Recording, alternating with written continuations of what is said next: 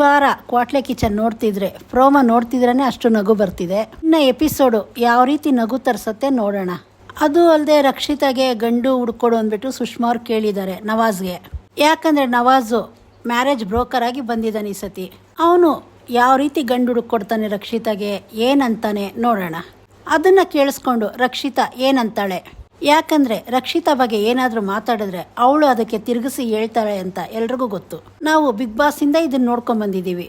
ಆದರೆ ಈ ಕ್ವಾಟ್ಲೆ ಕಿಚನಲ್ಲಿ ಯಾವ ರೀತಿ ಪ್ರತಿಕ್ರಿಯೆ ಕೊಡ್ತಾಳೆ, ಯಾಕಂದರೆ ಇದು ಒಂದು ಕಾಮಿಡಿ ಶೋ. ಅವ್ರು ಏನೇ ಕಾಮಿಡಿ ಮಾಡಿದ್ರು ಇಲ್ಲೆಲ್ಲ ಫನ್ನಾಗೇ ತಗೊತಾರೆ.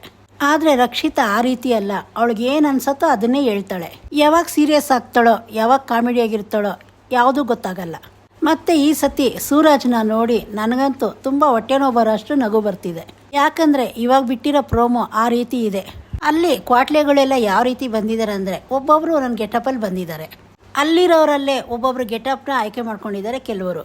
ಓಂ ಪ್ರಕಾಶ್ ರಾವ್ ಅವರು ಡೈರೆಕ್ಟ್ರು ತುಂಬಾ ಕೋಪ ಮಾಡ್ಕೊತಾರೆ ಸೆಟ್ಟಲ್ಲಿ.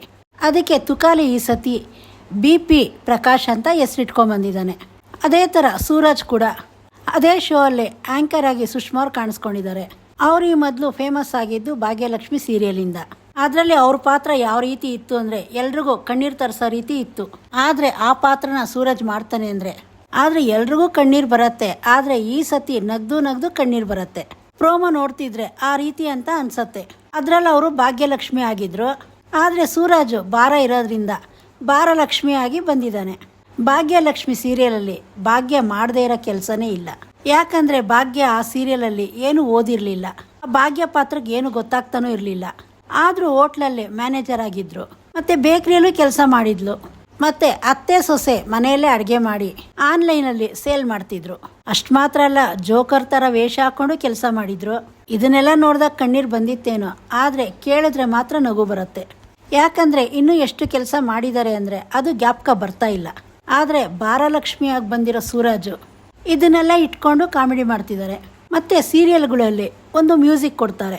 ಆ ಮ್ಯೂಸಿಕ್ಗೆ ಡ್ಯಾನ್ಸ್ ಕೂಡ ಆಡ್ತಿದ್ದಾರೆ ಈ ಭಾರಲಕ್ಷ್ಮಿ. ಇವ್ರ ಜೊತೆ ಭಾಗ್ಯಲಕ್ಷ್ಮಿನೂ ಆಡ್ತಿದ್ದಾರೆ. ಆ ಭಾಗ್ಯಲಕ್ಷ್ಮಿ ನೋಡಿ ಎಷ್ಟು ಜನ ಕಣ್ಣೀರು ಹಾಕಿದಾರೋ. ಆದರೆ ಈ ಭಾರಲಕ್ಷ್ಮಿ ಅಷ್ಟೇ ನಗಿಸ್ತಾರೆ. ನನಗಂತೂ ಈ ಸತಿ ಸೂರಾಜು ಮತ್ತು ತುಕಾಲಿ ಸಂತೋಷ್ ಒಬ್ಬರು ಓಂ ಪ್ರಕಾಶ್ ರಾವ್ ಥರ ಬಂದಿದ್ದಾರೆ, ಒಬ್ಬರು ಸುಷ್ಮಾಗ್ ಬಂದಿದ್ದಾರೆ.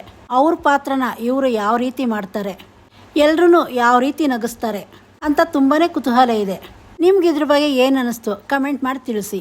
ಮತ್ತು ಇದೇ ಥರ ಇನ್ನೂ ಒಳ್ಳೊಳ್ಳೆ ವೀಡಿಯೋಗಳು ಮಾಡ್ತೀನಿ. ಚಾನಲ್ ಸಬ್ಸ್ಕ್ರೈಬ್ ಮಾಡ್ಕೊಳ್ಳಿ.